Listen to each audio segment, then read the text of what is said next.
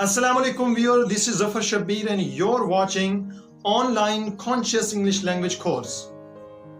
Last lecture में हमने ये सीखा कि इंग्लिश जुबान की बॉडी बनाने के लिए हमें 9 बॉडी पार्ट्स की सूरत में मटेरियल चाहिए और 3 टेंसेस की सूरत में हमें मेथड चाहिए और मास्टर बन जाएंगे आप।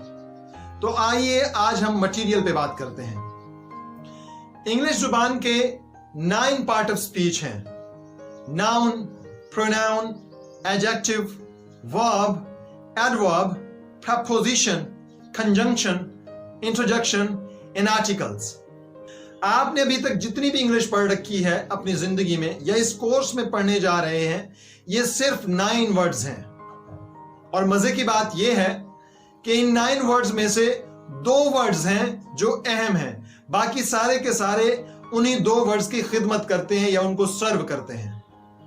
और 2 वर्ड्स वही हैं जो मैंने आपको पिछले लेक्चर्स में बताए, नाउन और वर्ब। मतलब ये किसी भी जुबान की जान होते हैं ये 2 वर्ड्स, बाकी सारे के सारे बॉडी पार्ट्स इनको सर्व करते हैं। तो आइए पहले स्केच देखते हैं, फिर इसको 1 बाय 1 एलैबोरेट करते हैं।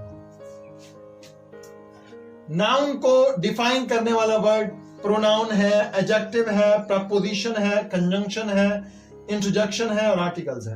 मतलब ये सारे के सारे वर्ड्स नाउन को डिस्क्राइब करते हैं, इसी की खिदमत करते हैं, इसी का कहना मानते हैं। वो भी हम देखेंगे इंशाल्लाह। उसके बाद वर्ब। वर्ब 2 किस्म के होते हैं, कुछ एक्टिव होते हैं और कुछ पैसिव होते हैं। और इनको डिस्क्राइब और इनकी खिदमत के उदाहरण जो है वो है एडवर्ब। आप इसका स्केच बना सकते हैं, इसका स्क्रीनशॉट भी ले सकते हैं। अब हम इनको 1 बाय 1 देखेंगे और ये देखेंगे कि नाउन को जो बॉडी पार्ट सर्व करते हैं वो कैसे, और जो वर्ब को एडवर्ब सर्व करता है वो कैसे। पहले देखते हैं नंबर 1, नाउन। नाउन क्या चीज है? हर वो चीज जिसे आप देख सकें, छू सकें या महसूस कर सकें, उसका कोई ना कोई नाम होगा, उसी को नाउन कहते हैं। मतलब या तो वो कोई इंसान होगा, name of person like Zafar Shabbir, name of place like studio or classroom, name of thing like camera, table, whiteboard।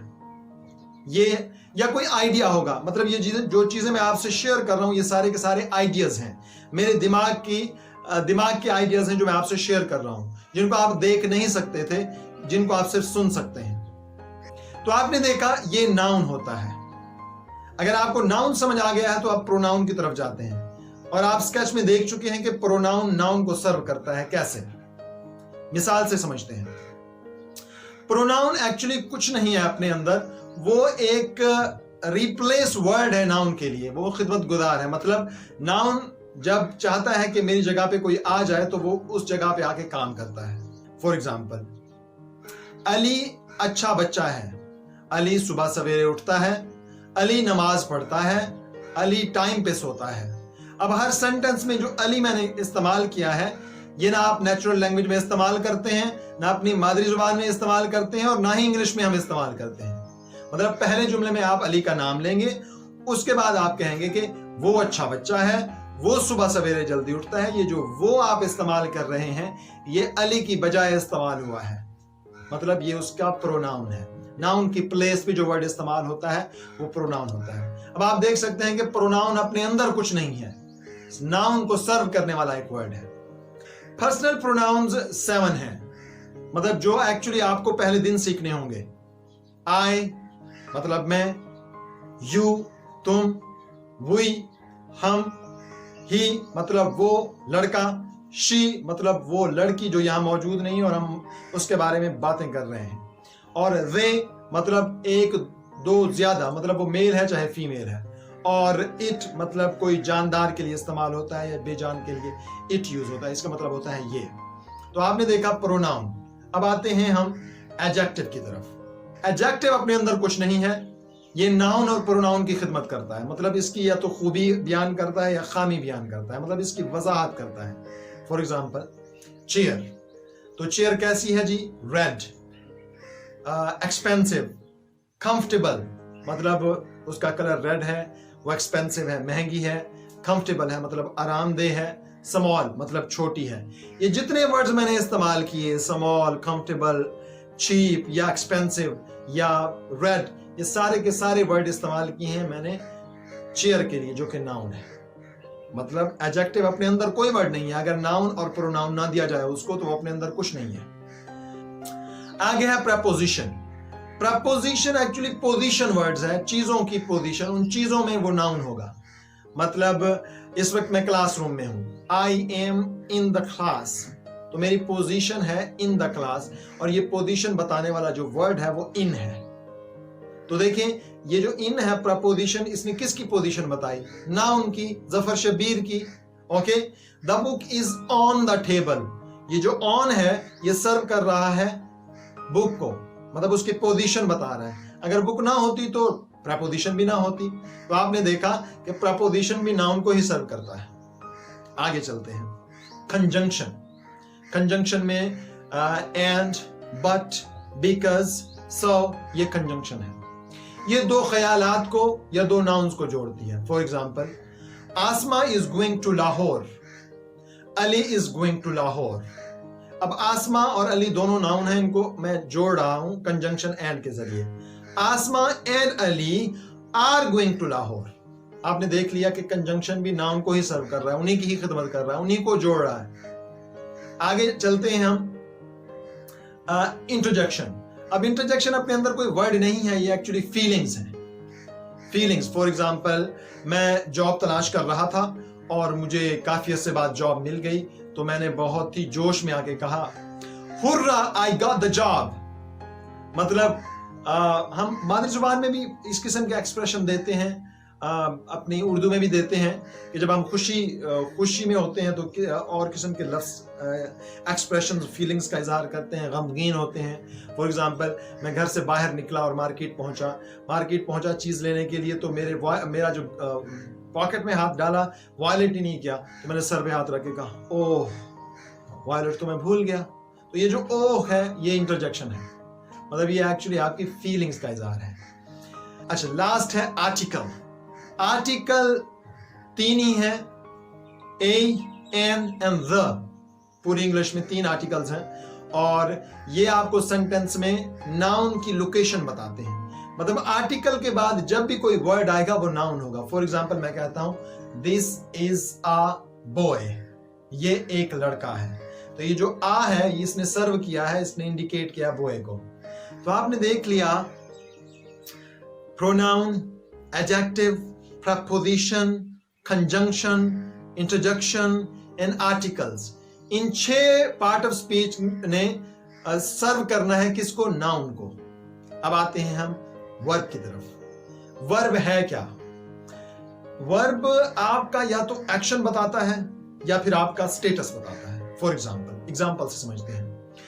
I am a teacher, मैं एक टीचर हूं। इसमें जो एम है ये वर्ब है और इसने मेरा स्टेटस बताया है कि मैं क्या हूं। अच्छा, आई एम टीचिंग। अब एम एक्चुअली और टीचिंग मिलके ये मेरा एक्शन बता रहे हैं कि मैं कर क्या रहा हूं। तो जो आपका वर्ब होता है या तो आपका एक्शन बता रहा होता है कि आपने क्या किया पास्ट में, क्या अभी कर रहे हैं, क्या करेंगे, और आपका स्टेटस बताएगा कि आप पास्ट में क्या थे, अब क्या हैं और फ्यूचर में क्या होंगे। अच्छा, यहां बताता चलूं कि जो वर्ब होते हैं वो 2 किस्म के होते हैं, कुछ एक्टिव होते हैं और कुछ पैसिव होते हैं। ये जो पैसिव होते हैं ये हेल्पिंग वर्ब होते हैं, जिनको टू बी वर्ब भी कहते हैं। Is, am, are, was, were, will be, has, have and had. ये एक्चुअली चंद हैं ये जो पैसिव, जिनको हेल्पिंग वर्ब भी कहते हैं, टू बी वर्ब भी कहते हैं। और ये देख रहे हैं कि आप ये स्टेटस बताते हैं या मेन वर्ब का हेल्प करते हैं। और जो एक्टिव हैं ये लातादाद है, मतलब इस वक्त मैं जो एक्शंस कर रहा हूं वो बहुत सारे हैं। मैं टीचिंग कर रहा हूं, मैं लर्निंग भी कर रहा हूं, मैं लिसनिंग भी कर रहा हूं, मैं थिंकिंग भी कर रहा हूं, मैं प्लानिंग भी कर रहा हूं, मैं मेकिंग वीडियो भी कर रहा हूं। ये सारे एक्शंस मैं बयान कर रहा हूं। तो जो एक्टिव एक्शंस होते हैं वो लातादाद है। अब जिस फील्ड में जाएंगे हर फील्ड के अलग से एक्शंस होंगे। अगर आपको वर्ब समझ आ गया है तो ये जो एडवर्ब है उसी की खिदमत करता है, उसी को सर्व करता है। For example, I am teaching, इसमें जो एक्शन है वो टीचिंग है। अब ये टीचिंग कैसे हो रही है?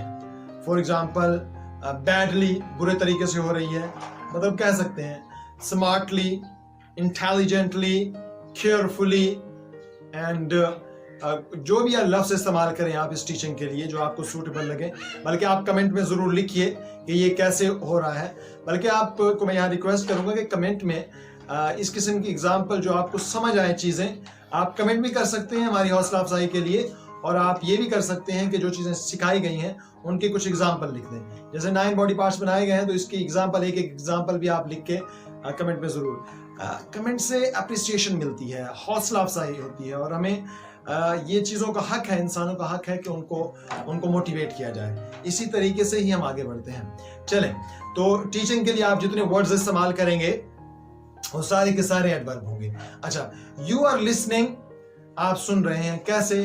Carefully, carelessly, consciously and attentively.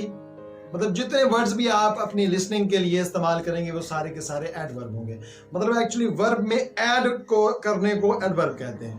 मतलब आपके एक्शन को वाज़े करने के लिए कि वो कैसे हो रहा है, इसको एडवर्ब कहते हैं। तो आपने देखा कि पूरे जो आपने बॉडी बनानी है, जो मटेरियल आपको 9 वर्ड्स में दिया जा रहा है, इनमें 2 ही वर्ड हैं एक्चुअली जो मेन है, बाकी सारे उनको सर्व कर रहे हैं। यहां और बताना चलूं कि अगर आपने अभी से ही इंग्लिश बोलना सीखनी है तो अभी से नाउन और वर्ब याद करना शुरू कर दें और उनका इस्तेमाल ब्रोकन लैंग्वेज में शुरू कर दें। लेकिन अगर आपने अभी से ही राइटर बनना है तो उसको कुछ देर लगेगी और आपको 9 के 9 बॉडी पार्ट्स को बहुत अच्छे से समझना होगा। अच्छा, ये लेक्चर्स जो मैं दे रहा हूं इनमें आपको राइटिंग सिखाने के लिए बहुत ही आसान फहम अंदाज में, बहुत ही सादा अंदाज में, सादा मिसालें देके ग्रामर समझाया जाएगा ताकि आप बहुत अच्छे राइटर बन जाएं शुरू से ही, आहिस्ता आहिस्ता। और स्पीकिंग के लिए तो आपको ऑलरेडी बहुत सारा मटेरियल भी दिया जा रहा है और एक्टिविटीज़ भी बताई जा रही हैं और आप जानते भी हैं कि आपने ब्रोकन लैंग्वेज से स्टार्ट करना है, फ्लुएंसी बढ़ानी है।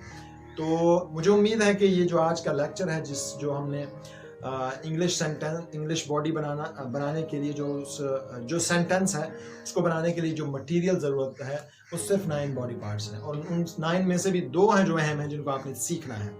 और ये आपको अगर सारा कुछ समझ आ गया है तो मुझे उम्मीद है कि नेक्स्ट लेक्चर में आप मेथड सीखने जा रहे हैं और वो हैं 3 टेंसेस। और उसको भी हम थोड़ा डिफरेंट एंगल से देखेंगे, जो रिवायती अंदाज में पढ़ाया जाता है नहीं, उसको भी डिफरेंट अंदाज में देखेंगे और मुझे उम्मीद है वो भी आपको कभी भी नहीं भूलने वाला। तो अगली वीडियो, मेथड की वीडियो आने तक इस वीडियो को बार बार देखें, गुज़िश्ता वीडियोस को भी बार बार देखें। और इस कोर्स में अगर कोई दोस्त आप जुड़ना चाहते हैं तो उसे भी बताएं कि हम किस तरीके से पढ़ा रहे हैं। इंशाअल्लाह अगली वीडियो में मिलते हैं नई चीज़ के साथ, नए जोश के साथ और नए जज्बे के साथ। टिल देन अल्लाह, अस्सलाम वालेकुम।